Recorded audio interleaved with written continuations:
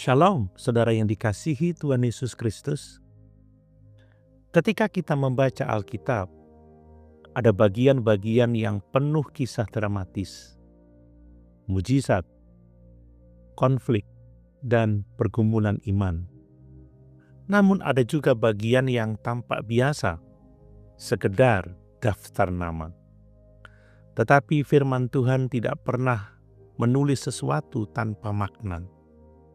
Di balik daftar sederhana 12 anak Yakub, tersembunyi sebuah kebenaran besar.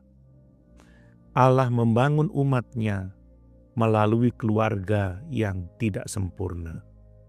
Dan itu adalah kabar pengharapan bagi kita semua. Bayangkan jika hidup kita dicatat apa adanya, dengan kegagalan, dosa, konflik keluarga, dan luka batin. Apakah kita masih layak dipakai Tuhan? Kejadian pasal 35 menjawab dengan tegas, ya.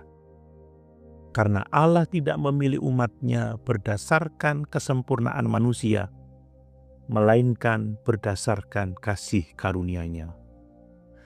Alkitab mencatat 12 anak Yakub, cikal bakal 12 suku Israel. Mereka lahir dari 4 perempuan yang berbeda, Lea, Rahel, Bilha, dan Silpa. Dan disinilah kita mulai melihat realitas keluarga Yakub. Keluarga ini bukan keluarga ideal. Ada persaingan, ada favoritisme, ada kecemburuan, ada dosa dan kekerasan.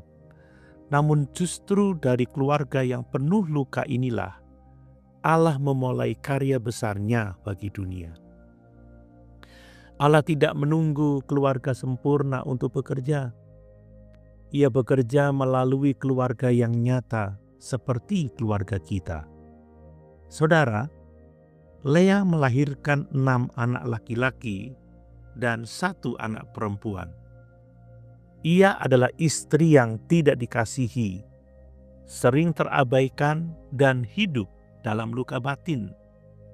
Namun justru dari rahim yang terluka itu, Allah melahirkan Yehuda. Dan dari Yehuda lahirlah garis Mesias. Ini mengajarkan kita satu kebenaran yang menguatkan. Allah sering memakai mereka yang diabaikan manusia untuk menggenapi rencananya yang terbesar. Rahel melahirkan Yusuf dan Benyamin. Ia sangat dikasihi Yakub, tetapi hidupnya dipenuhi pergumulan dan kehilangan. Kasih manusia yang besar tidak selalu menjamin hidup tanpa air mata. Namun melalui Yusuf, Allah menyelamatkan banyak bangsa dari kelaparan. Melalui Benyamin, Allah menjaga keberlangsungan umat-Nya. Kasih manusia terbatas, tetapi kasih Allah bekerja melampaui penderitaan manusia. Bilha dan Silpa adalah budak.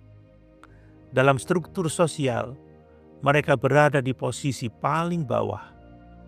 Namun Alkitab mencatat anak-anak mereka sejajar dengan yang lain.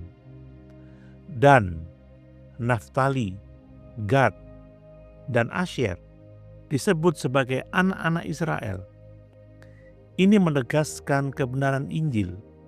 Di hadapan Allah tidak ada manusia kelas 2. Status sosial, latar belakang keluarga, dan masa lalu tidak menentukan nilai kita di mata Tuhan.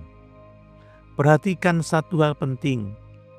Alkitab tidak menghapus nama yang bermasalah, tidak menyensor dosa, tidak memoles cerita. Justru disitulah Injil dinyatakan. Allah menyebut mereka tetap sebagai anak-anak Israel, bukan karena mereka sempurna, tetapi karena Allah setia. Kasih karunia Allah lebih besar daripada kegagalan manusia. Saudara, Perjanjian Lama menunjuk kepada Kristus. Yesus disebut sebagai Israel sejati. Dia taat di mana Israel gagal. Dia setia di mana manusia jatuh. Dan melalui Kristus, sebuah keluarga baru dibentuk. Kita yang berdosa, rapuh, dan tidak sempurna, diangkat menjadi keluarga Allah oleh anugerah.